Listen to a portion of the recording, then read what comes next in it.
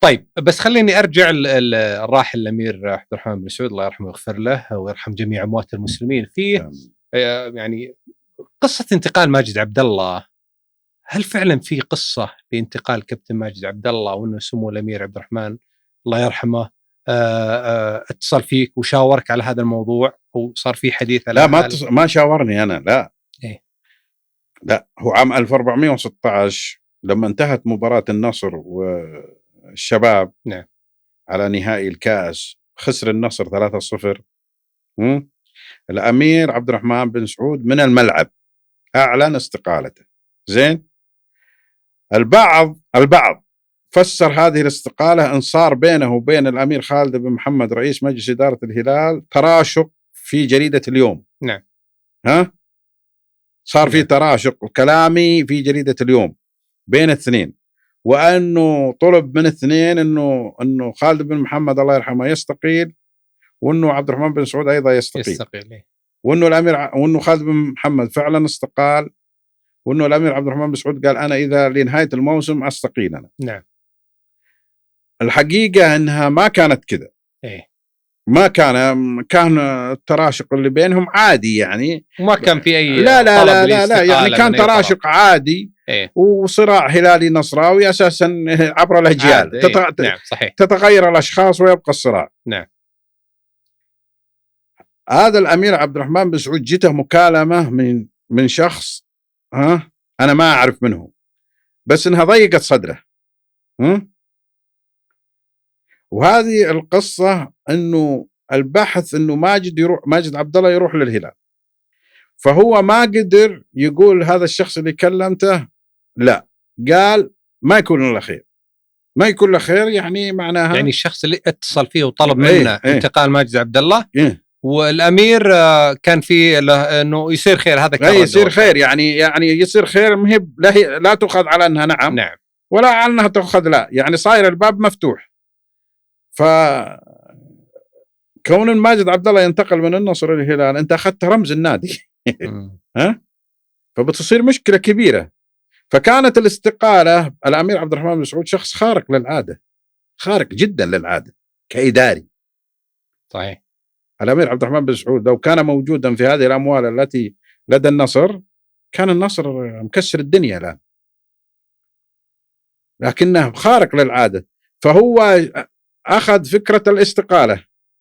لما صارت الاستقالة واستقال، وبعدين صار في انتخابات بين الأمير الجلوي بن سعود وطلال الرشيد، وفاز طلال، وبعدين صار في إعادة للانتخابات وتم تعيين الأمير فيصل بن عبد الرحمن رئيس للنصر. وجود فيصل بن عبد الرحمن رئيسا لمجلس نادي النصر كانت هي طوق النجاة في بقاء ماجد عبد الله في النصر ولا ينتقل إليه، لأنه الكثير من الفلسفة الإدارية في ذلك الوقت انقلبت إلى صالح النصر. الكثير من الفلسفة الإدارية التي كانت يعني تنادي بإضعاف النصر انقلبت إلى صالح النصر. والدليل أن النصر مع الأمير فيصل بن عبد الرحمن صح كان ماجد عبد الله باقي عليه سنتين أو أقل أو أكثر.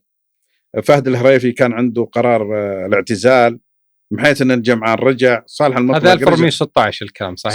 16 17 إيه نعم. فانقلبت، فصار في دعم للأمير فيصل بن عبد الرحمن. يعني في دعم. طيب أنا بس بقى ماجد عبد الله ذهب النصر إلى كأس العالم، فاز النصر ببطولة آسيا للأندية أبطال كؤوس، فاز النصر ببطولة السوبر، فاز النصر ببطولة كأس الاتحاد أمام نادي الاتحاد 2-1. ففي فلسفة خروج الأمير عبد الرحمن بن سعود وجلوس الأمير فيصل بن عبد الرحمن على الكرسي، صار في انقلاب للفلسفة دي، صار فيه الحرص على تقوية النصر وإظهاره من جديد كفريق بطل. طيب وإبقاء لاعبيه النجوم. والدليل عودة الهريفي. طيب ترى الهريفي النظام ايش يقول؟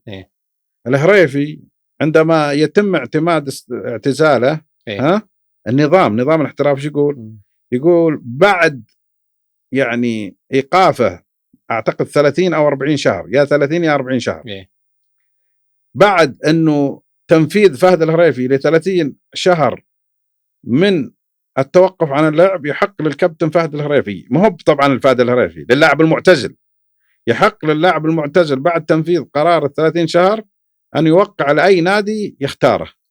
فهد الهريفي عندما انتهت 30 شهر أجبر على العودة للنصر.